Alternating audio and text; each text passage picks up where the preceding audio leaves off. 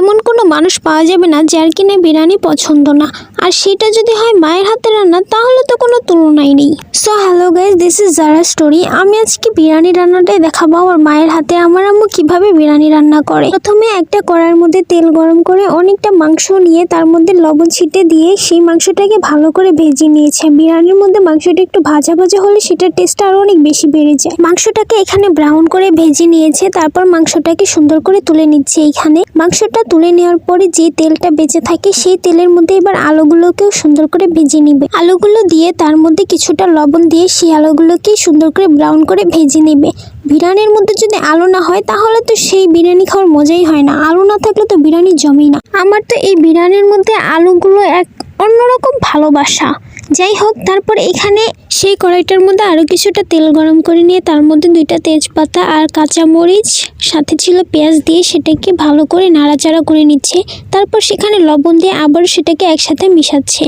এরপর এখানে দিয়ে দিল 1/2 কাপ পরিমাণ পানি। এবার এখানে দিয়ে দিবে হাতে করে বেটে রেখেছিল আদা রসুন বাটা। সেই আদা রসুন বাটাটা এখানে দিয়ে দেবে। দিয়ে এবার এটাকে আবারও ভালো করে একসাথে মিশিয়ে কিছুক্ষণ রান্না করবে।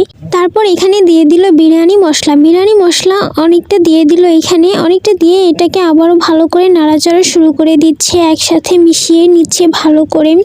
এরপর এটাকে যখন মেশানো হয়ে যাবে এখানে দিয়ে দিবে সে আগে থেকে ভেজে রাখা মাংস আর আলুগুলো মশলার সাথে একসাথে ভালো করে মিশিয়ে তারপরে আবার দিয়ে দিল 1/2 কাপ পরিমাণ পানি। পানি দিয়ে এটাকে আবারও কিছুক্ষণ নাড়াচাড়া শুরু করে দিয়েছে। তারপর এটাকে কিছুক্ষণ রান্না করে নেবে। যেহেতু মাংসটা আগে থেকে ভেজে নেওয়া হয়েছিল সেক্ষেত্রে আর এত বেশি রান্নার প্রয়োজন পড়ে না এখানে। তারপর যাই হোক, আমাদের রান্না শেষ। মাংসটা নামিয়ে নিয়ে এবার একটা পাতিলের মধ্যে তেল গরম করে তার মধ্যে তেজপাতা, এলাচ, দারচিনি আর সাথে পেঁয়াজ মরিচ দিয়ে এটাকে সুন্দর করে হালকা ভেজে নিবে ব্রাউন ব্রাউন করে। এরপর এখানে দিয়ে দেবে স্বাদ মতো লবণ দিয়ে তারপরে দিয়ে দিবে আদা রসুন বাটা। আদা রসুন বাটা দিয়ে আবারও এটাকে একসাথে ভালো করে মিশিয়ে নিচ্ছে মশলাটার সাথে। মিশানো হয়ে যাওয়ার পর এখানে দিয়ে দিচ্ছে পোলাওর চালগুলোকে আগে থেকে ধুয়ে রেখেছিল সেগুলো দিয়ে আবারও এটাকে একসাথে মিশাচ্ছি। এরপর এটাকে ভালো মতো মিশানো হয়ে যাওয়ার পরে এখানে দিয়ে দিবে পানি দিয়ে এটাকে আবারও কিছুক্ষণ মিশাবে একসাথে মিশিয়ে এটাকে কিছুক্ষণ ঢাকনা দিয়ে সুন্দর মতো ঢেকে দিবে 10 থেকে 15 মিনিটের জন্য। তারপর ঢাকনাটা ওঠানোর পরে এখানে দেখা গেল আমাদের পোলাওটা অনেকটা হয়ে গেছে। তারপর এখানে সে আগে থেকে মাংসটা রান্না করে রেখেছিল সেটা পুরোটা দিয়ে দিল এখানে।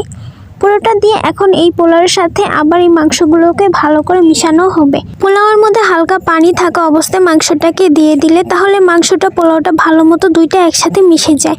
যাই হোক, এবার এখানে আমাদের পোলাওটাকে